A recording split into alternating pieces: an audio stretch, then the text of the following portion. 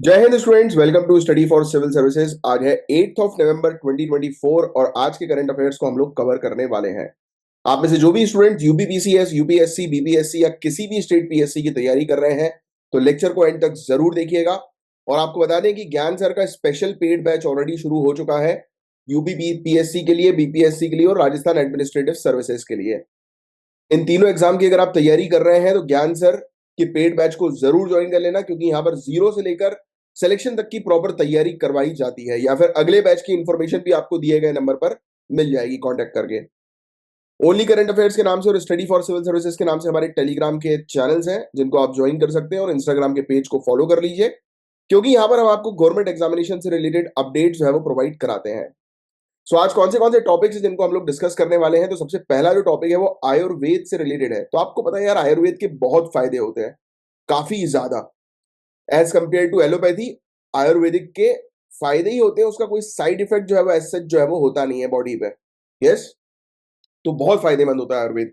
तो पूरे दुनिया भर में इसका एक बहुत गहरा प्रभाव जो है वो पड़ रहा है। काफी सारे फॉरेनर्स जो है वो आज की डेट में आयुर्वेदिक ट्रीटमेंट की तरफ जो है वो मूव ऑन कर चुके हैं, शिफ्ट कर चुके हैं। फिर इसके अलावा आपको पता है कि यार आज की डेट में हमारी कंट्री के अंदर डाइटरी डाइवर्सिटी है, मतलब आहार विविधता है। और ये एक्चुअली क्या हो रहा है, ये लाइफस्टाइल के चेंज के कारण हो रहा है। तो इसी आर्टिकल को हम लोग कवर करेंगे। MP lads scheme, very important topic, अक्सर सिविल सर्विसेज के अंदर पूछा जाता है, कई बार यूपीएससी में भी पूछा जा चुका है। मुझे कमेंट बॉक्स पर इस एमपी लैड स्कीम का फुल फॉर्म लिखकर जो है बताइए। और ये फंड जो है एमपी लैड के तहत एक एमपी को जो है वो कितने सालों के लिए कितना मिलता है, ये भी कमेंट बॉक्स पर लिखकर बताएं अगर आपको पता है तो। फिर इसके अलावा हम लोग को देखने को मिल रहा है कि गांव क्षेत्रों में जो वर्कर्स हैं उनको जो मजदूरी मिलती है, वेजेस जो मिलते हैं, वो स्थायी हो गए हैं, अब स्थिर हो गए, मतलब कि स्टेबल हो गए, स्टैग्नेंट, बढ़ ही नहीं रहे। फिर इंडिया के सेमीकंडक्टर पुश के बारे में हम लोग चर्चा करेंगे। आपको पता है कि सेमीकंडक्टर मिशन पर हम लोग काम कर रहे हैं। प्रोडक्शन लिंक्ड इंसेंटिव स्कीम भी हम सेमीकंडक्टर के प्रोडक्शन के लिए लेकर आए। सेमीकंडक्टर क्या होता है, किसी को पता है? अगर पता है तो ये भी कमेंट बॉक्स पर लिख कर बताओ। देखते हैं कि आपको, आपने इतने समय तक क्लासेस अटेंड करी है तो आपको कितना नॉलेज अभी तक हुआ है। चलिए स्टार्ट करते हैं हम अपने पहले टॉपिक से। तो पहला टॉपिक जो है वो आयुर्वेद के ग्लोबल इंपैक्ट से रिलेटेड है। इस टॉपिक का उपयोग आप जीएस पेपर 1, 2, 3 सब में जो है वो कर सकते हैं, even in 4 also. So ministry of Ayush ने सेलिब्रेट किया है 9th आयुर्वेद डे 29 अक्टूबर 2024 को, और इसकी थीम क्या है? Ayurveda innovation for global health. Very important theme आपको जो है वो ध्यान में रखनी है। आयुर्वेद दिवस जो है वो कब मनाया जाता है ये आपको ध्यान में रखना है। और इसके पीछे कौन सी मिनिस्ट्री है तो मुझे आप लोग को बताने की आवश्यकता नहीं है, बट एक क्वेश्चन आप लोगों के लिए, आयुष का फुल फॉर्म नीचे कमेंट बॉक्स पर लिखकर बताओ। ऑनरेबल प्राइम मिनिस्टर ने उद्घाटन किए काफी सारे हेल्थ सेक्टर के प्रोजेक्ट्स को, और इसमें इंडिया का जो कमिटमेंट है आयुर्वेदिक हेल्थ केयर के एक्सेसिबल को लेकर उसको और मजबूत बनाया है। कि हम बोल रहे हैं कि आयुर्वेदिक जो हेल्थ केयर जो है, जो स्वास्थ्य सेवा, जो स्वास्थ्य क्षेत्र जो है आयुर्वेद का, वो सभी के लिए ओपन हो, सभी उसको इजीली एक्सेस कर सके। 150 से भी ज्यादा कंट्रीज ने जो है वो आयुर्वेद के रोल को जो है वो सेलिब्रेट किया कि आयुर्वेद का रोल जो है वो हेल्थ केयर में बहुत ज्यादा इंपॉर्टेंट है।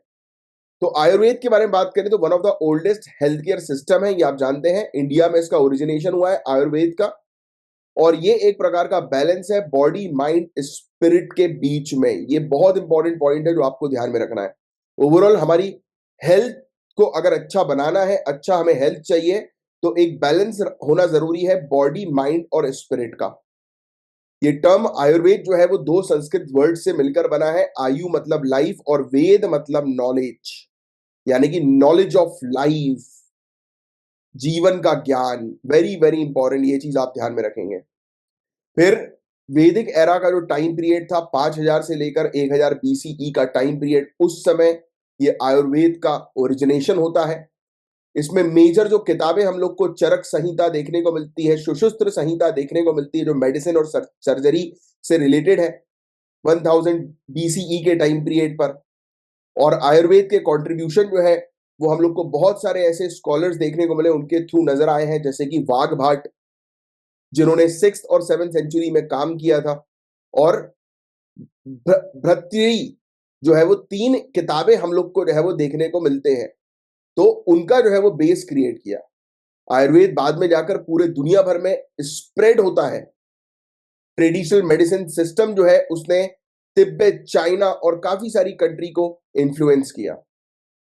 19th और 20th सेंचुरी में फॉर्मल एजुकेशन सिस्टम और कॉलेजेस जो है वो स्टैब्लिश हुए, जिसने आयुर्वेद की स्टडी को स्टैंडर्डाइज किया। 2016 से आयुर्वेद दिवस जो है वो ऑब्जर्व किया जा रहा है हर साल धनतेरस पर। और इस समय किसको सम्मानित किया जाता है? धन्वंतरी को, जो डिवाइन फिजिशियन थे। धन्वंतरी नाम सुना होगा आपने, राइट? एक दिव्य चिकित्सक थे।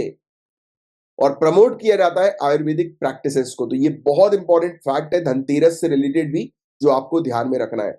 आज की डेट में इंडिया जो है उसके पास एक बहुत अच्छा नेटवर्क है आयुर्वेदिक प्रैक्टिशनर का, और काफी सारे इंस्टीट्यूशंस हैं आयुर्वेद के, जो ट्रेडिशनल मेडिसिन को और भी ज्यादा एक्सेसिबल बना रहे हैं, राइट? जैसे कि आपको ऑलरेडी पता है पतंजलि हो गया, राइट? इस प्रकार के पतंजलि के स्टोर तो ऑलमोस्ट हर जगह आपको जो है वो मिल जाते हैं। Yes.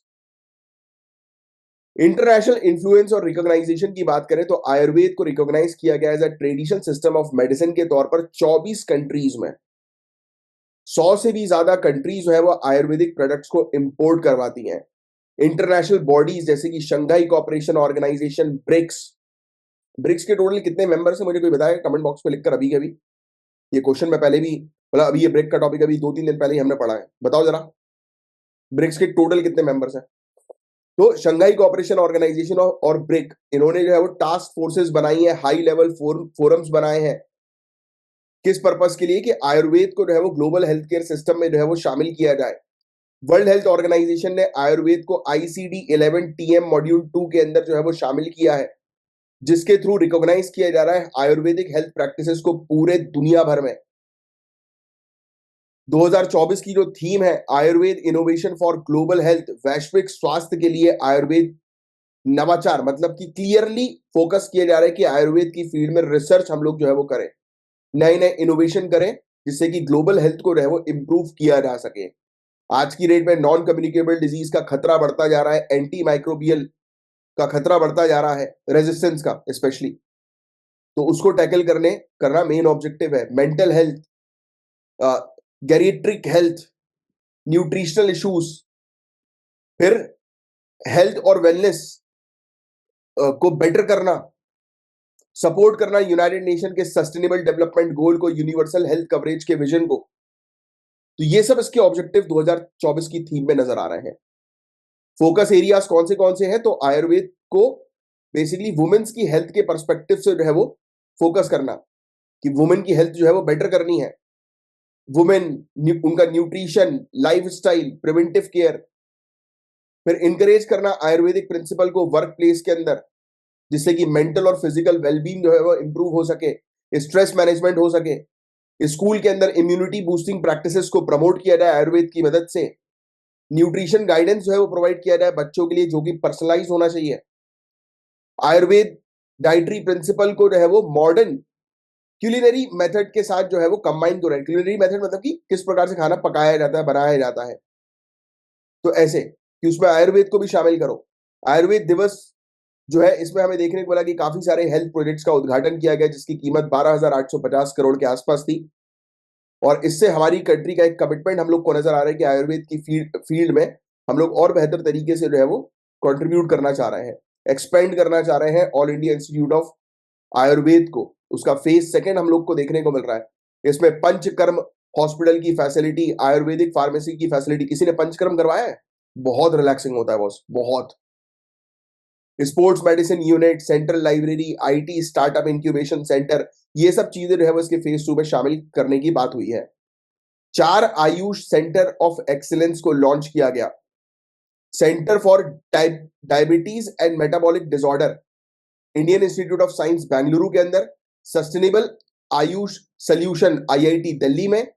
Transnational research central drug research institute Lucknow में। Ayurveda and system medicine JNU new Delhi में। तो ये 4 सेंटर ऑफ एक्सेलेंस आयुर्वेद के या आयुष के हम लोग को देखने को मिल रहे हैं। और फाउंडेशन स्टोन जो है centre research institute in yoga and naturopathy का, ये ओडिशा और छत्तीसगढ़ में हम लोग को देखने को मिल रहा है, यानी कि इसकी नींव रखी गई योगा और नेचुरोपैथी के सेंट्रल रिसर्च इंस्टीट्यूट की। ओडिशा और छत्तीसगढ़ में, और जिसके थ्रू इस ट्रेडिशनल मेडिसिन पर यहाँ पर ओडिशा और छत्तीसगढ़ में रिसर्च की जाएगी। और आयुर्वेद जो है वो आज की डेट में ग्लोबल अटेंशन गेन कर रहा है, जिसमें वर्ल्ड हेल्थ ऑर्गेनाइजेशन जो है वो बेंचमार्क सेट कर रही है कि किस प्रकार से क्वालिटी केयर को इंश्योर किया जाए best Ayurvedic practice and techniques के थ्रू या ट्रेनिंग्स के through. Global traditional medicine centre Jamnagar Gujarat के अंदर स्टैब्लिश किया गया Ayurvedic research education and practice को और बेहतर बनाने के लिए। बिम्स्टेक, एससीओ, ब्रिक्स जैसी प्लेटफॉर्म्स जो है ये आयुर्वेद वेद पर फोकस कर रहे हैं कि इंटरनेशनल लेवल पर आयुर्वेदिक प्रैक्टिसेस जो है वो कंडक्ट की जाए, और जिससे कि हर एक कंट्री के अंदर ऐसी पॉलिसीज हो जिससे कि बेटर हेल्थ केयर प्रैक्टिसेस जो है वो आयुर्वेद की फील्ड में जो है वो प्रैक्टिशनर्स कंडक्ट कर सके। तो ये था ओवरऑल टॉपिक गाइस आयुर्वेद दिवस से रिलेटेड। अब मैं आपसे, आपने पूरा समझ लिया इस टॉपिक को, अब मैं आपसे सिंपल सा एक क्वेश्चन जो है वो पूछूंगा। आयुर्वेद दिवस जो है वो कब मनाया जाता है, उस दिन की इंपॉर्टेंस जो है वो क्या है? ये दो क्वेश्चन, मतलब ये दो चीजें। तो फटाक से वीडियो को पॉज करो, अभी के भी पूरा पढ़ लिया, ये दो चीजों का आंसर बता दो बस। नेक्स्ट टॉपिक, आपको ऑलरेडी पता है यार, लोगों का खान पान बिल्कुल बुरी तरह से चेंज हो गया है। ये टॉपिक जो होना चाहिए जीएस पेपर 1 के पर्सपेक्टिव से जो होना चाहिए मेनली, राइट। हालांकि यहाँ पर जीएस पेपर 2 लिखा है, बट मेरे हिसाब से जीएस पेपर 1 के पर्सपेक्टिव से जो है वो होना चाहिए। तो रिसेंट स्टडी ने रिवील किया कि अराउंड 77% चिल्ड्रन इंडिया के अंदर जिनकी उम्र 6 से लेकर 23 महीने की थी, वो डाइटरी डाइवर्सिटी स्टैंडर्ड जो है वो मीट नहीं कर पा रहे हैं, यानी उनको प्रॉपर डाइट जो है वो नहीं मिल पा रही है जो WHO के द्वारा रिकमेंड की जाती है। इंडिया का सेंट्रल रीजन, मतलब मिडिल वाला क्षेत्र, मध्य प्रदेश वाला ये वाला, यहाँ पर हाईएस्ट फेलियर हम लोग को देखने को मिला कि यहाँ पर मिनिमम डाइटरी डाइवर्सिटी नहीं है। उत्तर प्रदेश, राजस्थान, गुजरात, महाराष्ट्र, मध्य प्रदेश, ये मोस्ट कंसर्निंग स्टेट है। सिर्फ सिक्किम और मेघालय के अंदर 50% से भी कम डाइटरी डाइवर्सिटी फेलियर नजर आए। अब अच्छा, ये है क्या ये डाइटरी डाइवर्सिटी फेलियर? अब आपको पता है एक बच्चे की ग्रोथ के लिए, उसके डेवलपमेंट के लिए प्रॉपर न्यूट्रिशन, प्रॉपर डाइट की रिक्वायरमेंट होनी चाहिए कि विटामिन, मिनरल सब कुछ उसकी डाइट में होना चाहिए, यस, जिसको एक बैलेंस डाइट हम लोग कहते हैं। तो वो क्या है, वो नहीं मिल पा रहा। तो इसलिए हम लोग बोल रहे हैं कि ये डाइट डाइवर्सिटी का हो गया failure, right. Minimum dietary diversity जो है वो क्या है? तो वर्ल्ड हेल्थ ऑर्गेनाइजेशन ने रिकमेंड किए कुछ स्टैंडर्ड्स बच्चों के लिए जिनकी उम्र 6 से 23 महीने की है, ठीक है। इसमें अगर उनकी डाइट के अंदर जो भी खाना और बेवरेजेस जो उनको दिया जा रहा है, उसमें 8 फूड ग्रुप में से 5 एटलीस्ट जो है वो होने चाहिए 24 घंटे के पीरियड में। फूड ग्रुप्स में जो है वो आता है जैसे कि दूध हो गया, राइट, दूध, अनाज, फलियां, डेयरी उत्पाद, मांसाहारी खाद्य पदार्थ, अंडे, फल, सब्जियां, ये 8 चीजें हैं। इन 8 में से 5 चीजें जो है वो एक बच्चे जिसकी उम्र 6 से लेकर 23 महीने की है, 6 महीने से 23 महीने की है, तो उस बच्चे की इस 8 ग्रुप के डाइट में पिछले 24 घंटे में 5 चीजें इसने कंज्यूम करी होनी चाहिए। अगर कंज्यूम की है तो वर्ल्ड हेल्थ ऑर्गेनाइजेशन के ये मिनिमम डाइटरी डाइवर्सिटी स्टैंडर्ड को फॉलो किया जा रहा है, वरना नहीं किया जा रहा है। ये बहुत इंपॉर्टेंट है, मिनिमम डाइटरी डाइवर्सिटी। तो ये चीज आप ध्यान में रखना, ये आपसे प्रीलिम्स में पूछा जा सकता है।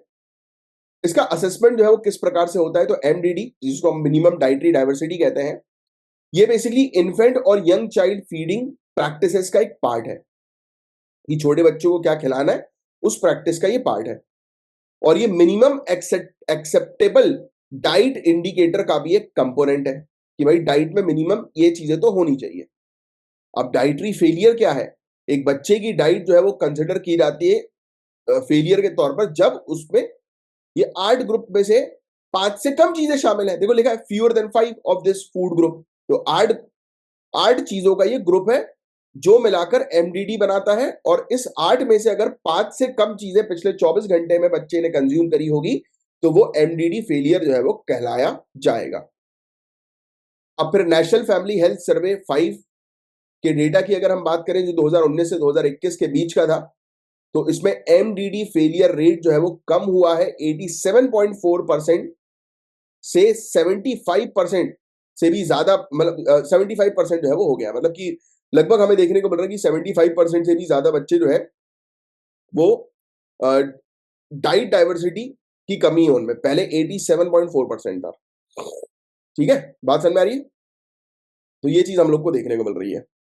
उत्तर प्रदेश, राजस्थान, गुजरात, महाराष्ट्र, मध्य प्रदेश, यानी कि सेंट्रल रीजन में 80% से भी ज्यादा डाइटरी डाइवर्सिटी इनएडिक्वेसी देखने को मिल रही है, यानी कि फेलियर देखने को मिल रहा है एमडीडी का, और सिक्किम और मेघालय में 50% से कम है।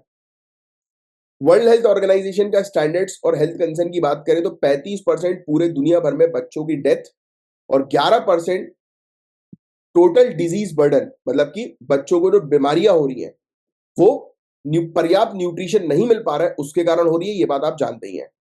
इंडिया के अंदर ये फैक्ट ध्यान में रखना, इंडिया के अंदर 3 में से 1 बच्चा अंडरवेट है और स्टंड है, और 5 में से 1 बच्चा वास्टेड है। तो ये फैक्ट आप ध्यान में रखेंगे। नेक्स्ट, डाइटरी ट्रेंड के बारे में बात करें तो एग कंजम्पशन बढ़ गया है, अब ये याद रखने की आपको जरूरत नहीं है। लेग्यूम्स और नट का कंजम्पशन, यानी कि फलियों और मेवों की खपत जो हम लोग को देखने को मिलती है, फलियों की और मेवा या लेग्यूम्स, इसको दाल वगैरह भी हम लोग बोलते हैं ना, तो कंजम्पशन जो है वो इसका बढ़ गया है। विटामिन ए रिच फ्रूट्स और वेजिटेबल का कंजम्पशन भी बढ़ा है, ओवरऑल फ्रूट्स और वेजिटेबल का कंजम्पशन भी बढ़ा है, तो ये सब याद रखने की जरूरत नहीं है। हाँ, चिंता वाली बात ये है, ब्रेस्ट फीडिंग जो है वो डिक्रीज हुई है थोड़ी सी, 87% से 85% हो गई, जो कि गड़बड़ है। ब्रेस्ट फीडिंग जरूरी होती है। डेयरी कंजम्पशन भी कम हो गया है, 54% से 52% हो गया, तो ये कंसर्न वाली बात है। फिर इसके अलावा आपको पता ही है कि एनीमिया का इशू हम लोग को देखने को मिल रहा है बच्चों में और बेसिकली लैक्टिंग महिलाओं में, माताओं में, वुमेन्स में। तो बच्चे और उनकी मदर जो है, जो इलिटरेट है, पढ़े लिखे नहीं है, जो गांव क्षेत्रों में रहते हैं, जिनके पास हेल्थ केयर की एक्सेस नहीं है, स्वास्थ्य सेवाओं का एक्सेस नहीं है, मीडिया का एक्सेस नहीं है, आंगनवाड़ी सर्विसेज जो है वो नॉन डाइवर्स डाइट पर जो है वो ज्यादा फोकस करती हैं, राइट। तो ये भी एक इशू हम लोग को देखने को मिलता है, तो ये एक बड़ा इशू है। एनीमिया और लो बर्थ वेट ये कंट्रीब्यूट करता है, डाइटरी डेफिशिएंसी, जिस बच्चे का वेट जो है वो कम होता है बर्थ के समय पर, तो क्लियरली सन में आ रहा है कि मदर ने जो है वो प्रेगनेंसी के समय पर प्रॉपर डाइट इनटेक जो है वो नहीं करी, राइट। तो अंडर न्यूट्रिशन बताता है ये। और आपको पता है कुपोषण एक बहुत बड़ा चैलेंज है इंडिया के अंदर। क्या क्या प्रॉब्लम्स आ रही है आज की डेट में डाइटरी डाइवर्सिटी को अचीव करने में? तो सबसे पहले तो हमारे यहाँ पर गरीबी बहुत ज्यादा है। फिर रीजनल इनइक्वालिटीज हम लोग को देखने को मिलती है, लोगों को बैलेंस डाइट का एक्सेस नहीं मिल पाता। फिर अवेयरनेस नहीं है केयर गिवर्स के बीच में, स्पेशली रूरल एरियाज के अंदर। पब्लिक डिस्ट्रीब्यूशन सिस्टम जो है वो सिर्फ अनाज प्रोवाइड जो है वो करा रहा है, मुख्य अनाज। इसमें न्यूट्रिएंट रिच फूड्स जैसे कि लेग्यूम्स, फ्रूट्स, वेजिटेबल्स, ये सब जो है वो छोड़ दिया जा रहा है। बट यार, अभी आज की डेट में सरकार फूड फोर्टिफिकेशन पर विचार कर रही है, तो आने वाले समय में इस पर काम किया जा सकता है। लिमिटेड एक्सेस नहीं है, मतलब बहुत ही कम एक्सेस है हेल्थ केयर फैसिलिटीज का, पर्याप्त न्यूट्रिशन काउंसलिंग नहीं दी जाती। फिर इसके अलावा कल्चरल नॉर्म्स कुछ होते हैं, कुछ ट्रेडिशनल प्रैक्टिसेस होती हैं कुछ कम्युनिटीज के अंदर, जिसमें कुछ कुछ फूड ग्रुप्स जो है वो छूट जाते हैं, जो उनको खाने नहीं पड़ते, कंज्यूम नहीं करने रहते हैं, राइट, मना किया जाता है। तो ये सब चीजें हैं। और लाइफस्टाइल भी एक बहुत बड़ी चीज है आज की डेट में, लोगों की लाइफस्टाइल जो है वो काफी ज्यादा चेंज हो गई, जो मैं आपको स्टार्टिंग में बता रहा था इंडेक्स के टाइम पे। तो गवर्नमेंट के क्या इनिशिएटिव्स है और क्या रिकमेंडेशन है? पहली चीज तो हमें पब्लिक डिस्ट्रीब्यूशन सिस्टम को और मजबूत बनाना है, इसमें न्यूट्रिएंट डेंस फूड पर फोकस करना है, जिस पर हम लोग बात कर रहे हैं। जैसे कि मैंने आपको फोर्टिफिकेशन के बारे में बात करी थी, हमें न्यूट्रिशन एजुकेशन को एक्सपेंड करना है, कम्युनिटी बेस्ड प्रोग्राम्स होने चाहिए, स्पेशली एजुकेट करने के लिए केयर गिवर्स को, मदर्स को, कि वो मील प्लानिंग पर जो है फोकस करें, अपनी उनकी डाइट जो होनी चाहिए वो डाइवर्स होनी चाहिए, ठीक है। आईसीडीएस को हम लोग एनहेंस करें, आंगनवाड़ी सर्विसेज को और बढ़ाएं, कि जिससे कि वहां पर बैलेंस फूड प्रोवाइड किया जा सके। फिर डिजिटल प्लेटफॉर्म्स का उपयोग करें, न्यूट्रिशन कैंपेन्स कंडक्ट करें, रूरल अर्बन पॉपुलेशन को टारगेट करें, लोकल और अफोर्डेबल फूड ऑप्शन जो है वो प्रमोट करें, कि भाई लोगों को जो है वो अफोर्डेबल डाइट जो है वो मिल सके, तो इस पर जो है वो काम किया जा सके। अच्छा, अब ये पूरा टॉपिक आपने समझ लिया अच्छे से, अब एक क्वेश्चन का आंसर लिखकर बताओ कि WHO ने MDD, मिनिमम डाइवर्स डाइट के लिए छोटे बच्चे की कितने साल से लेकर कितने उम्र रखी है, और जो फूड ग्रुप जो होना चाहिए वो कितने आइटम्स का है टोटल? सिर्फ नंबर ऑफ आइटम्स बताओ, लिखने की जरूरत नहीं क्या क्या है उसमें। बच्चों की एज ग्रुप कितनी होनी चाहिए और कितना वो है। और एक क्वेश्चन और कि उस पर्टिकुलर ग्रुप में से मिनिमम कितने फूड आइटम्स को पिछले 24 घंटे के अंदर कंज्यूम करना जरूरी है। बस ये चीज का आंसर जो है वो नीचे कमेंट बॉक्स में लिखकर बता देंगे आप लोग। चलिए नेक्स्ट, मैंने आपसे क्वेश्चन पूछा था, इसका फुल फॉर्म बहुत इजी है। इसका full form member of parliament local area development scheme. इस स्कीम के तहत एक एमपी को उसकी कॉन्स्टिट्यूएंसी को डेवलप करने के लिए फंड्स प्रोवाइड किया जाता है। इस पर फिर से बहस जो है वो छिड़ गई है। फिर इसमें हम लोग को जो है वो देखने को मिल रहा है कि जो आलोचक है वो क्लेम कर रहे हैं ये कॉन्स्टिट्यूशन के प्रिंसिपल्स को अंडरमाइन कर रहा है, पर्टिकुलरली सेपरेशन ऑफ पावर के। तो रीसेंट मुद्दे के अंदर हम लोग को देखने को मिल रहा है कि काफी सारे प्रोजेक्ट जो है वो कंप्लीट नहीं हुए हैं। डिमांड की जा रही है और फंडिंग जो है वो दी जाए, और एमपी लाइट्स पर जो है वो फिर से डिस्कशन हो गया है और ये अकाउंटेबल है कितने कितने नहीं है, इस पर फिर से बहस छिड़ गई है। एमपी लाइट को जो है वो 1993 में इंट्रोड्यूस किया गया था, जिससे कि जो एमपीज है हमारे मेंबर ऑफ पार्लियामेंट जो है हमारे, वो बेसिकली अपने लोकल जो जहां से वो इलेक्ट हुए कॉन्स्टिट्यूएंसीज है उनको डेवलप कर सकें, लोकल एरिया को डेवलप कर सकें। एमपी लाइट एक सेंट्रल सेक्टर स्कीम है, ये फैक्ट आप ध्यान में रखेंगे, अक्सर एग्जाम में आता है। इस स्कीम के थ्रू एमपी जो है वो रिकमेंड कर सकते हैं डेवलपमेंट प्रोजेक्ट्स अपनी कॉन्स्टिट्यूएंसी के अंदर जहां से वो इलेक्ट हुए हैं, और वहां पर वो ड्यूरेबल कम्युनिटी एसेट पर फोकस करेंगे, जैसे कि कहीं पर पानी की टंकी बनवा दी, राइट, इस प्रकार की चीज है। अच्छा, अब एक एमपी है उसको अपनी कॉन्स्टिट्यूएंसी में वेरियस इंफ्रास्ट्रक्चर प्रोजेक्ट्स पर काम करना है, तो एमपी जो है वो किसको बताएगा, वहां की स्टेट लेवल के नोडल डिपार्टमेंट को। और स्टेट लेवल में जो डिपार्टमेंट्स हैं वो बेसिकली फिर काम करेंगे एमपी लाइट के तहत डेवलपमेंट प्रोजेक्ट्स के लिए। डिस्ट्रिक्ट अथॉरिटीज अप्रूव करेंगी प्रोजेक्ट को, स्पेशली आने वाले समय में हो सकता है आप लोग अप्रूव करें।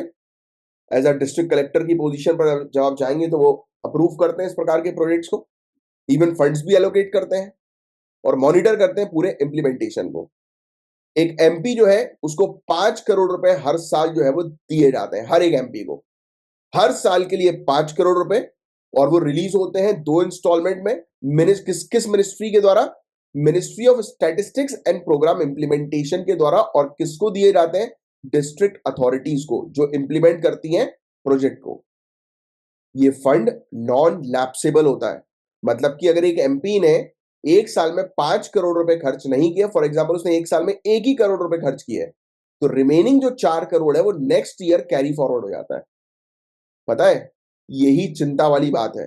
कैसे, ऐसे कि जब इलेक्शन आता है ना, तो आपने देखा होगा इलेक्शन से पहले अचानक से कॉन्स्टिट्यूएंसी में डेवलपमेंट होना शुरू हो जाता है, इंफ्रास्ट्रक्चर अचानक से तेज हो जाता है, जिससे कि उनको पता होता है कि इलेक्शन को अब 1 साल ही बचा है, चलो काम तेज कर दो, जिससे कि जनता को जो है लगे अरे वाह यार, ये तो बहुत अच्छा काम कर रहे हैं, अरे वाह यार, है ना, जिससे कि वो फिर से नेक्स्ट ईयर फिर से इलेक्ट होने के लिए स्ट्रांग हो जाए।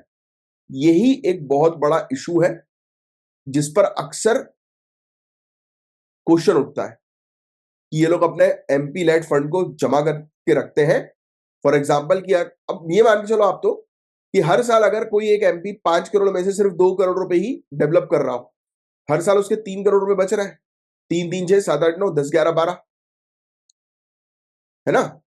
तो आप सोचो ये एक्स्ट्रा 12 करोड़ से वो क्या बेहतरीन आखिरी साल में वो कर सकता है डेवलपमेंट, है कि नहीं, मतलब दिखाने वाला डेवलपमेंट दिखेगा ना यार, ये गजब, अरे यार हमारे तो यार एमपी ने तो यार गजब कर दिया, अब इन्हीं को वोट दिया जाए। क्योंकि पब्लिक को रीसेंट पास्ट की चीज याद रहती है, 3 4 साल पुरानी चीजें थोड़ा ना याद रहेंगी, तो जो लेटेस्ट में याद है उसी के अकॉर्डिंग फिर पब्लिक वोट डालती है। तो ये है, देखो एमपी जो होते हैं उनको 15% एलोकेट करना पड़ता है शेड्यूल कास्ट के बेनिफिट के लिए, और 7.5% शेड्यूल ट्राइब के बेनिफिट के लिए। ये फैक्ट भी आप ध्यान में रखेंगे। अब सुनो, एमपी 25 लाख हर साल जो है वो एलोकेट कर सकते हैं अपनी कॉन्स्टिट्यूएंसी के बाहर या स्टेट के बाहर ऐसे प्रोजेक्ट के लिए जो नेशनल यूनिटी को प्रमोट कर रहा हो। और 1 करोड़ तक डिजास्टर रिलीफ के लिए खर्च कर सकते हैं इंडिया में कहीं भी। तो अगर एक कोई स्टेटमेंट आ जाए कि क्या ये जरूरी है कि एक एमपी सिर्फ अपनी कॉन्स्टिट्यूएंसी में वो 5 करोड़ रुपए लगाएगा, तो नहीं। एक स्पेशल प्रोविजन ये कहता है कि एक एमपी जो है वो 25 लाख रुपए अपनी कॉन्स्टिट्यूएंसी या स्टेट के बाहर खर्च कर सकता है ऐसे प्रोजेक्ट के लिए जो जो नेशनल यूनिटी के लिए रिस्पॉन्सिबल हो, या फिर कहीं पर भी कोई आपदा आ जाए पूरे इंडिया में कहीं पर भी, तो वहां पर वो 1 करोड़ रुपए तक खर्च कर सकता है। एमपी लेड फंड जो है उनको दूसरी स्कीम के साथ इंटीग्रेट किया गया है, जैसे कि मनरेगा, खेलो इंडिया। यस। अब क्रिटिसिज्म यही है कि भाई कॉन्स्टिट्यूशन का उल्लंघन किया जा रहा है। क्रिटिक्स जो आलोचक हैं, क्रिटिक्स जो है वो आर्ग्यू यही करते हैं कि एमपी लेड जो है वो सेपरेशन ऑफ पावर को ब्रीच करता है, क्योंकि लेजिस्लेचर जो है वो एग्जीक्यूटिव फंक्शंस अपने हाथ में ले रहा है। भाई प्रोजेक्ट्स बनाने का काम किसका होगा? एग्जीक्यूटिव्स का। बट अब प्रोजेक्ट्स के लिए वो डायरेक्शन कौन दे रहा है? लेजिस्लेचर। तो चिंता वाली बात यही है कि डिस्ट्रिक्ट अथॉरिटी जो है वो अपोज नहीं कर पाते एमपी के रिकमेंडेशन को, क्योंकि वो अकाउंटेबल होते हैं डिस्ट्रिक्ट अथॉरिटीज, बट एमपी नहीं होते हैं। तो सोचिए, मेन जो प्लान है, यानी कि अगर स्टेट के अंदर कोई इंफ्रास्ट्रक्चरल प्लान है और वहां पर लोकल जो एमपी है उसने अगर आदेश दे दिए कि इंफ्रास्ट्रक्चर डेवलपमेंट प्रोजेक्ट जो है वो होना चाहिए, तो डिस्ट्रिक्ट कलेक्टर फिर उस एमपी लेड स्कीम के तहत उस एमपी को जो है प्रायोरिटी पहले देगा। तो इससे ये बोल रहे हैं कि भाई ये तो गलत हो रहा है, आप जो है वो पूरी तरह से एग्जीक्यूटिव पर कंट्रोल रख रहे हो। बट मुझे नहीं लगता कि ये कोई गलत चीज है, क्योंकि आपको पता है ऑलरेडी, आपने अगर डिटेल में पढ़ा है तो आप कभी ये नहीं बोलोगे कि ये कॉन्स्टिट्यूशन का उल्लंघन है। अगर ये कॉन्स्टिट्यूशन का उल्लंघन हुआ होता तो ये स्कीम इतने समय तक चल नहीं रही होती, ऑनरेबल सुप्रीम कोर्ट इसको नल एंड वॉइड डिक्लेयर कर देते हैं। क्यों नहीं है? बिकॉज आपने डिटेल में पढ़ा हुआ है। क्या पढ़ा है आपने डिटेल में? अगर पॉलिटी पढ़ी है तो आपको पता है कि एग्जीक्यूटिव और लेजिस्लेचर, ये दो जो बॉडीज हैं इनके बीच में एक संबंध होता है, ये कंप्लीट सेपरेटेड नहीं है। हालांकि हम 3 ऑर्गन्स की बात करते हैं, एग्जीक्यूटिव, लेजिस्लेटिव और जुडिशरी। लेजिस्लेटिव का काम क्या है? कानून बनाना। एग्जीक्यूटिव का काम क्या है? उसको इंप्लीमेंट करना। जुडिशरी का काम क्या है? ये चेक, न्याय प्रोवाइड कराना, जस्टिस पर काम करना। यस, और भी बहुत सारे काम है वैसे तो इन सभी के। बट जो अथॉरिटी लेजिस्लेटिव कानून बनाएगी तो उसको इंप्लीमेंट तो एग्जीक्यूटिव करेगी ना, इसलिए लेजिस्लेटिव और एग्जीक्यूटिव के बीच में एक डायरेक्ट रिलेशन हम लोग को देखने को मिलता है। तो दैट्स व्हाई ये कॉन्स्टिट्यूशन का कहीं से कहीं तक उल्लंघन नहीं है। नेक्स्ट, हाँ, अकाउंटेबिलिटी की कमी तो होती है। इसमें मॉनिटर नहीं किया जा रहा था कि पैसा कहाँ जा रहा है, कहीं पब्लिक फंड का मिसयूज तो नहीं हो रहा। होता है, एमपी जो है वो इसको अपने पर्सनल बेनिफिट के लिए इस्तेमाल कर लेते हैं, अपने फैमिली मेंबर्स के लिए डेवलपमेंट का ज्यादा सोचते हैं रेदर देन पब्लिक डेवलपमेंट। फिर फंड यूटिलाइजेशन पर इन्वेस्टिगेशन जो होती है वो कई बार पॉलिटिकली मोटिवेटेड होती है, स्पेशली इलेक्शन के पीरियड में। तो ये भी एक इशू रहता है। और इवन मैंने आपको बताया कि पब्लिक को दिखाने के लिए कि भाई हम कितना काम कर रहे हैं, तो ये एंड में जाकर, नॉन लैप्सेबल नेचर के कारण एंड में जाकर अपने फंड्स का यूटिलाइजेशन करते हैं। ये एक पॉइंट और लिख सकते हो। हमारे कैग ने रिपोर्ट किया था कई सारी इनएफिशिएंसी, जिसमें कहा गया कि आप जो है वो फंड्स का उपयोग नहीं कर रहे हो, आप ऑलरेडी जो एसेट बने हुए हैं उसको इंप्रूव करवा रहे हो, यानी कि उसकी मरम्मत करा रहे हो। अब मरम्मत कराना मतलब कि खर्चे दिखाना और बाकी पैसा जेब में रख लेना। तो उस कैग का कहना है कि भाई आप नई चीज डेवलप क्यों नहीं कर रहे हो, आप पुरानी चीजों को बार बार ये शो कर रहे हो कि हमने मरम्मत कराई, मरम्मत कराई। तो आपको पता है रिपेयर में तो फिर कितना भी पैसा शो किया जा सकता है, उसका कोई हिसाब किताब नहीं होता। फिर देखो, एमपी लेड स्कीम अच्छी भी है, सपोर्टर्स का मानना ये है और मेरा भी मानना है कि एमपी लेड स्कीम जो है वो डेवलपमेंट के लिए अच्छी है। बट हाँ, इसको लैप्सेबल बना देना चाहिए, ये मेरा रिकमेंडेशन है। इसमें अगर एमपी को कहे कि एक साल में 5 करोड़ रुपए खर्च करना है तो 5 करोड़ रुपए वो खर्च करें, नहीं तो फिर लैप्स हो जाएगा। स्कीम जो है वो अलाउ करती है क्विकली प्रोजेक्ट्स इंप्लीमेंट हो, क्योंकि डिस्ट्रिक्ट कलेक्टर इन प्रोजेक्ट को ज्यादा वो दे देते हैं, प्रायोरिटी। कुछ एमपी ने ये भी बोला कि भाई फंडिंग और बढ़ाओ, अरे जेब में जो पैसा रखना है। तो ऑनरेबल सुप्रीम कोर्ट ने 2010 के अंदर सही, देखो देखो बिल्कुल, देखो मैंने आपको बोला था ना पहले, एमपी लेड स्कीम को क्लियरली ये कहा गया है, हरी झंडी दिखाई गई है ऑनरेबल सुप्रीम कोर्ट की तरफ से कि ये कॉन्स्टिट्यूशनल है भाई, संवैधानिक है, कि एमपी रिकमेंड कर रहे हैं बट वो प्रोजेक्ट को एग्जीक्यूट नहीं कर रहे हैं। क्योंकि प्रोजेक्ट को एग्जीक्यूट तो डिस्ट्रिक्ट अथॉरिटी कर रही है ना, तो ये सेपरेशन ऑफ पावर ही तो है। कोर्ट ने ये कहा कि एमपी लेड जो है उसका पॉजिटिव इंपैक्ट है लोकल कम्युनिटी के ऊपर। पानी, एजुकेशन, इंफ्रास्ट्रक्चर, सर्विसेज सब मिले पब्लिक को। यूनियन गवर्नमेंट ने भी पब्लिक वेलफेयर के लिए फंड जो है वो एलोकेट करने की बात करी थी आर्टिकल 282 के तहत, जो कि अगेन सपोर्ट करता है एमपी लेड को कि पब्लिक पर्पस इनिशिएटिव है ये। डीपीएसपी एसपी का एक हिस्सा हम लोग को देखने को मिलता है आर्टिकल 38 के तहत भी। ठीक है, अब इंडिपेंडेंट बॉडीज हैं जैसे कि नैपकॉन्स, एएफसी, इन्होंने इवेल्युएट किया एमपी लेड को और कुछ सक्सेस भी हम लोग को देखने को मिली कि भाई क्वालिटी एसेट बनाया गया है। डिसेंट्रलाइज डेवलपमेंट है ये कि सभी एमपीज को जो है वो मौका मिल रहा है अपनी कॉन्स्टिट्यूएंसी में डेवलपमेंट करने का। बट कुछ में इरेगुलरिटीज देखने को मिली कि कुछ अनऑथोराइज प्रोजेक्ट थे, कुछ इंक्रोचमेंट के इश्यूज थे, अतिक्रमण के। कई बार कुछ एसेट्स का मिसयूज किया गया, कई बार प्रोजेक्ट्स के अप्रूवल में डिले हो गया। तो मॉनिटरिंग चैलेंजेस भी हैं, जैसे कि प्रॉपर तरीके से इवेल्युएट नहीं किया जा रहा है कि प्रोजेक्ट जो है वो एग्जीक्यूट हो गया और बट उसका इवेल्युएशन अभी तक नहीं हुआ है प्रॉपर तरीके से, तो कई बार मिसयूज कर दिया जाता है। वही है कि पैसा जो है वो देकर सिग्नेचर करवाया, आगे बढ़ाया। अब यही चीज है कि पहली चीज तो हम लोग को ये देखने को मिल रही कि एमपी लेड को जो है वो स्टैट्यूटरी बैकिंग जो है वो मिलनी चाहिए, यानी कि कानून के तौर पर स्टैब्लिश करना चाहिए।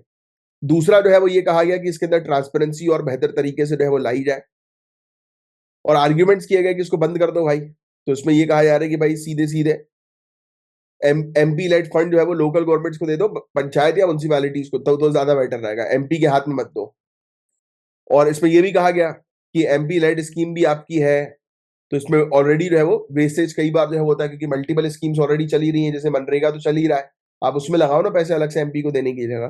तो ये आर्ग्यूमेंट्स है। तो देखो आपने पूरी पिक्चर जो है वो जान ली बहुत अच्छे से कि एमपी लेड स्कीम जो है वो क्या है, और मुझे नहीं लगता कि इसमें मुझे आपसे कोई क्वेश्चन जो है वो पूछना चाहिए, क्योंकि आपको ऑलरेडी पता ही है इसके बारे में। तो ये जीएस पेपर 2 से रिलेटेड ये टॉपिक था, एमपी लैड स्कीम का, स्कीम के पर्सपेक्टिव से।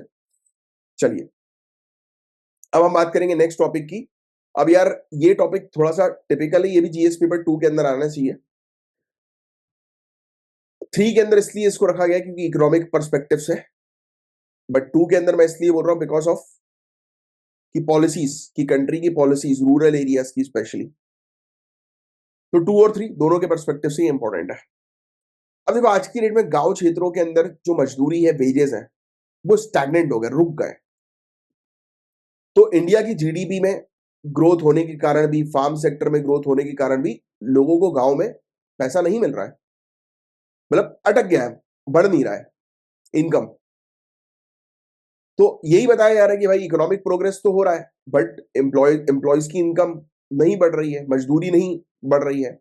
2019-20 से लेकर 2023-24 तक इंडियन इकोनॉमी हर साल 4.6% की ग्रोथ से आगे बढ़ी है, और रूरल वेज ग्रोथ जो है इन्फ्लेशन एडजस्ट करने के बाद स्टेगनेंट रही है, या फिर डिक्लाइन ही हुई है, कमी हुई है। इश्यूज एग्रीकल्चर और नॉन एग्रीकल्चर वेजेस दोनों का ही है, जहां पर थोड़ा बहुत गेन जो है वो हम लोग को इन्फ्लेशन से देखने को मिला, बट फिर भी स्टैग्नेंट है चीजें। मतलब आप देखोगे महंगाई के हिसाब से जो आज की रेट में वेतन जो बढ़ा है वो इक्वली है कहीं ना कहीं। तो अप्रैल 2019-2024 के बीच में रूरल वेज जो है वो बढ़े हैं एनुअल रेट 5.2% की दर से, और एग्रीकल्चर वेज जो है वो उनमें ग्रोथ स्लाइटली थोड़ी सी ज्यादा हुई है, 5.8% की हम लोग को देखने को मिली है। सेम पीरियड के अंदर 0.4% रियल ग्रोथ रेट जो है वो रूरल वेज का देखने को मिला, और थोड़ा सा 0.2% इंक्रीज हुआ एग्रीकल्चर वेज में, और इन्फ्लेशन ने ये गेन इरोड कर दिया, खत्म कर दिया। मतलब ग्रोथ हुई है, दिख रहा है, इनकम बढ़ी है, दिख रहा है। जैसे एग्जांपल के तौर पर पहले किसी को 500 रुपए मिलते थे, तो आज की रेट में 550 मिल रहा है, बट जो 50 रुपए बढ़े ना उसको महंगाई ने एडजस्ट कर लिया, क्योंकि महंगाई भी तो उससे ज्यादा बढ़ गई है फिर। तो ये इशू हम लोग को है वो देखने को मिल रहा है। अब आपको इशू क्या है ये समझ में आ चुका है। यस, कि गांव क्षेत्रों में इनकम बढ़ी है, बट इन्फ्लेशन के कारण उस इनकम के बढ़ने का कोई फायदा ही नहीं मिला है, तो एक प्रकार से वो इनकम स्टैग्नेंट है। क्लियर। अब क्यों ऐसा हो रहा है? पहली चीज तो फीमेल लेबर फोर्स पार्टिसिपेशन में बढ़ोतरी। गांव क्षेत्र में फीमेल लेबर फोर्स जो है वो उन्होंने पार्टिसिपेट किया है। फीमेल लेबर फोर्स पार्टिसिपेशन जो है वो बढ़ा है। रूरल लेबर पूल में यानी कि गांव क्षेत्रों में जितने लेबर्स उसमें फीमेल भी ऐड हो गई और तो वेजेस पर प्रेशर बढ़ गया। लो एग्रीकल्चर प्रोडक्टिविटी, अब भाई क्लाइमेट चेंज के चलते किसान को हायर ईल्ड नहीं मिल रही है, यानी कि ज्यादा उपज नहीं हो रही है, प्रोडक्टिविटी ग्रोथ नहीं हो रही है, तो ऑब्वियस सी बात है कि वो वेजेस कैसे बढ़ाएगा। तो ये भी एक इशू है। लेबर बढ़ गए हैं, हायर वेजेस तो दे नहीं सकते, एडिशनल वर्कर्स को आप डाल लोगे तो आप कैसे सबको जो है वो, अगर एडिशनल वर्कर्स नहीं रखोगे तो फिर आप वेजेस कम कर सकते हो, बढ़ा कर अपने एडिशनल वर्कर रख दिए, एडिशनल वर्कर नहीं रखोगे तो वेजेस बढ़ा सकते हो, बट और वर्कर रख दिए। इसको इस तरीके समझो कि अगर 4 लोग हैं वो मिलकर पूरी फील्ड को जो है वो संभाल रहे हैं, तो चारों को 10-10 हजार रुपए महीना मिल जाएगा।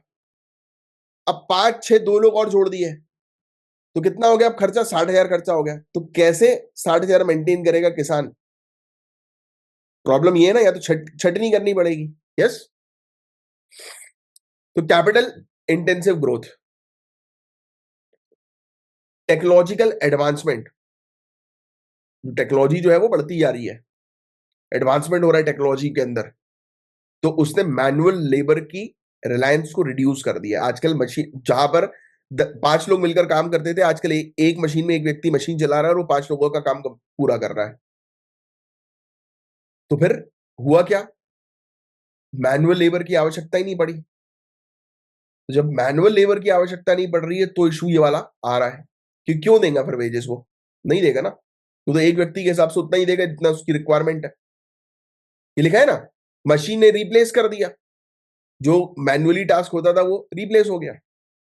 नॉन एग्रीकल्चर लेबर डिमांड जो है वो रिड्यूस हो गया है। इंडस्ट्रीज जो कि लेबर इंटेंसिव थी, जैसे कि एफएमसीजी हुई, होम अप्लायंस की हुई, यहां पर लो स्केल ग्रोथ हम लोग को देखने को मिल रही है, प्रॉफिटेबिलिटी बहुत कम देखने को मिल रही है, तो इसने वेज ग्रोथ को और लिमिट कर दिया रूरल एरियाज में।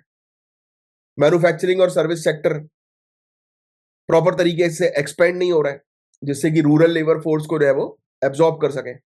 मतलब कुल मिलाकर एक अल्टीमेटली चीज सामने ये नजर आ रही है कि यहां पर लोगों को जॉब्स तो चाहिए, फीमेल लेबर फोर्स पार्टिसिपेशन भी इंक्रीज हुआ है, बट एग्रीकल्चर प्रोडक्टिविटी ही नहीं है। तो जब किसान को बेनिफिट नहीं हो रहा है, प्रोडक्शन नहीं हो रहा है, तो वो कैसे फिर सैलरी बढ़ाएंगे या कैसे सैलरी दे पाएंगे? That is the main issue, nothing else. Clear? फिर रूरल एम्प्लॉयमेंट प्रोग्राम काफी वीक है। मनरेगा की अगर बात करें, पेमेंट्स में डिले होता है, बजट्स लिमिटेड होते हैं इनके, महंगाई बढ़ती जा रही है, क्लाइमेट चेंज का प्रेशर ऑलरेडी एग्रीकल्चर पर है ही।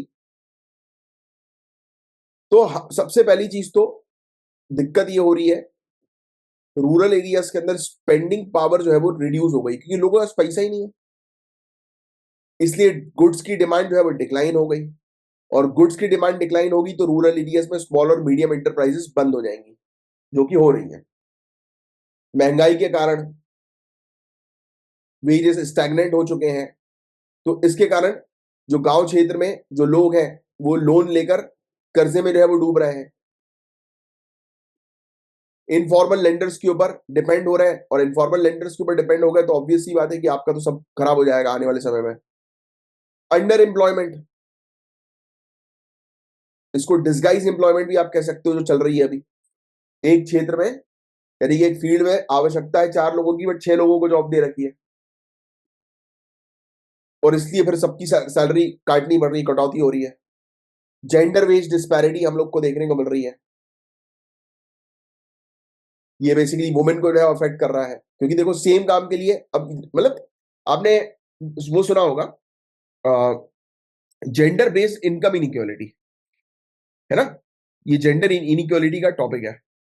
इसके अंदर सेम काम के लिए मेल को ज्यादा पैसे दिए जाते हैं, फीमेल को कम पैसे दिए जाते हैं, और अभी आपने पहले पॉइंट में देखा कि फीमेल लेबर फोर्स ने पार्टिसिपेट किया तो फीमेल को कम पैसा जो है वो दिया जा रहा है, सेम काम के लिए, सेम मेहनत के लिए। That is also issue.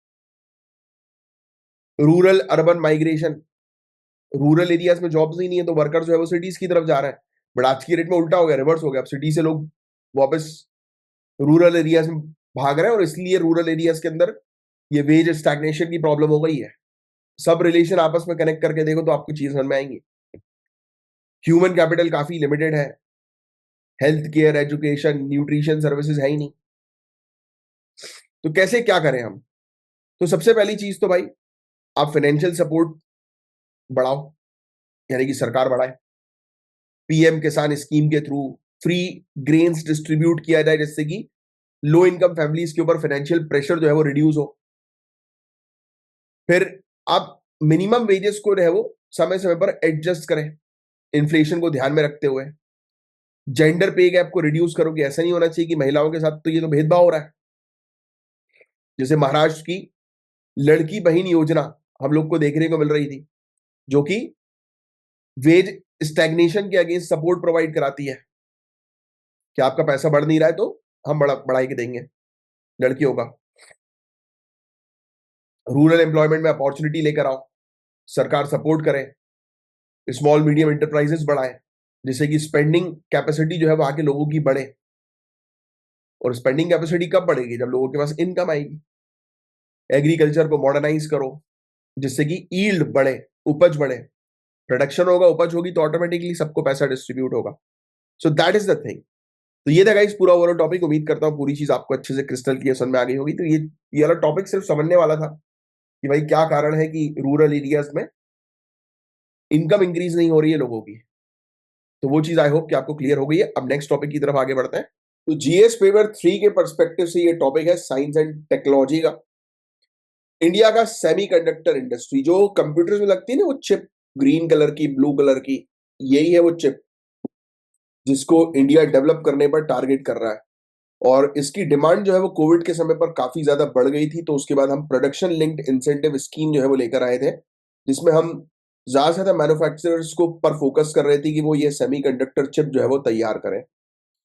तो इंडिया की सेमीकंडक्टर इंडस्ट्री जो है उसने मोमेंटम अपना बढ़ा दिया है, and thanks to the policies सरकार की।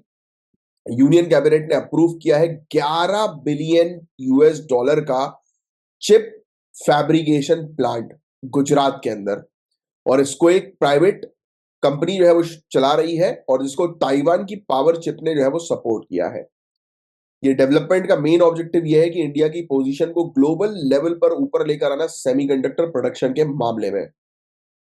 फिर इसमें हम लोग को देखने को मिल रहा है कि इंडिया का विजन यही है कि हम फॉरेन कंट्रीज के ऊपर जो रिलाय करते हैं, जैसे जापान हुआ, कोरिया हुआ, चाइना हुआ, सेमीकंडक्टर चिप्स के लिए, तो हम जो है वो खुद ब खुद अब बनाए। इंडिया का सेमीकंडक्टर मार्केट जो है वो 45 बिलियन यूएस डॉलर रहा है 2023 में। 100 बिलियन यूएस डॉलर से ज्यादा हो जाएगा 2030 तक। तो बहुत अच्छी अपॉर्चुनिटी है, और दुनिया की लार्जेस्ट पॉपुलेशन के साथ हमारी इकोनॉमी बढ़ती जा रही है। इंडिया की डिमांड जो है वो सेमीकंडक्टर की इलेक्ट्रॉनिक्स से लेकर इलेक्ट्रिक व्हीकल्स तक के सेक्टर में हर जगह उपयोग में लाई जाएगी। तो ये चीज हम लोग को देखने को मिल रही है। गवर्नमेंट की सपोर्टिव पॉलिसीज रही हैं, राइट, जिसने हेल्प किया इन्वेस्टमेंट अट्रैक्ट करने में। राइट, कंट्रीज जैसे कि यूएसए, जापान, इनके साथ हम लोग पार्टनरशिप कर रहे हैं टेक्नोलॉजी ट्रांसफर के लिए। ताइवान के साथ ऑलरेडी पार्टनरशिप हमारी है ही।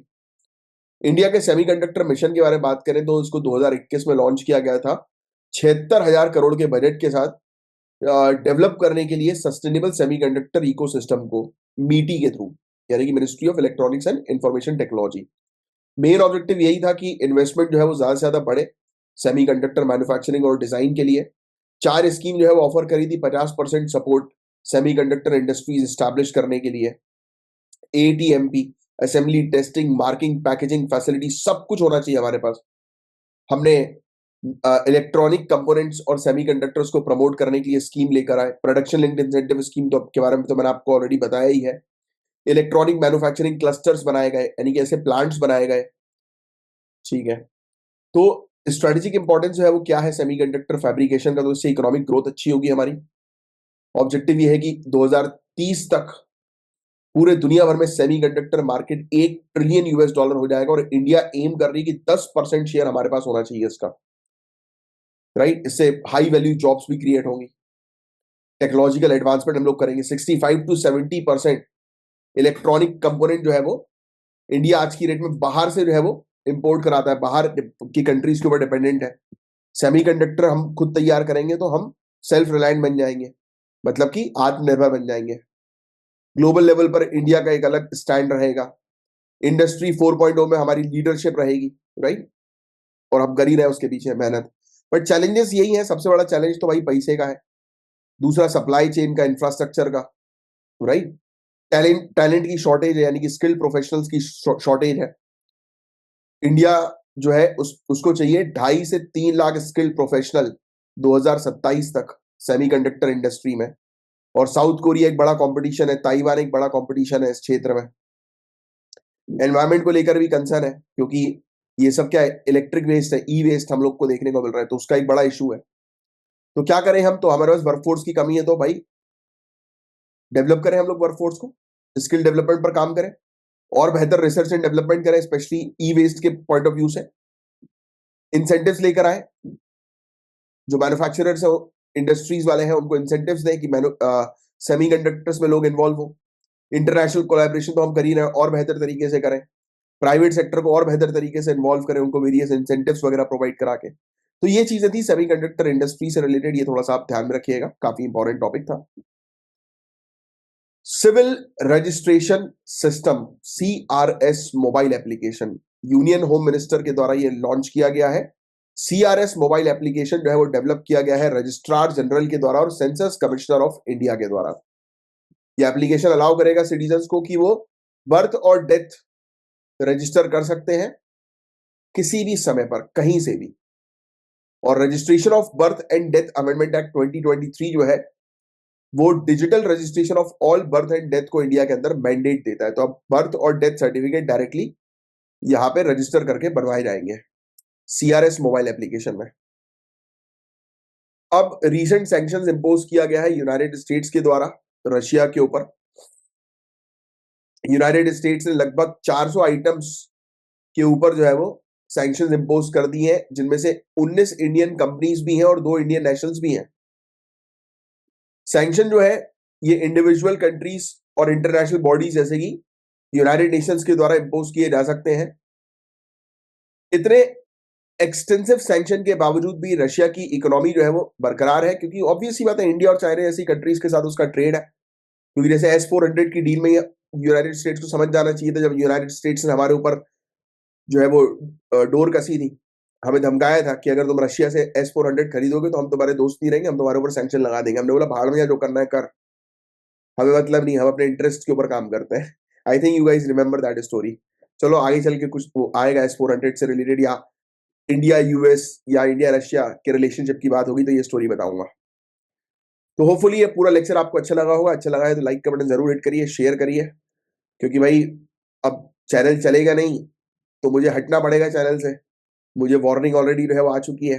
अगर आप चाहते हैं कि मैं इस चैनल पे बना रहूं, आप लोग को पढ़ाता रहूं, तो थोड़ा सा शेयर वगैरह करा करें, कमेंट किया करें, जिससे कि एल्गोरिदम थोड़ा बेहतर हो, व्यूज वगैरह जो है वो आए। क्योंकि मुझे अभी एक वार्निंग जो है वो मिल चुकी है कि व्यूज नहीं आएंगे तो फिर बंद कर दिया जाएगा चैनल।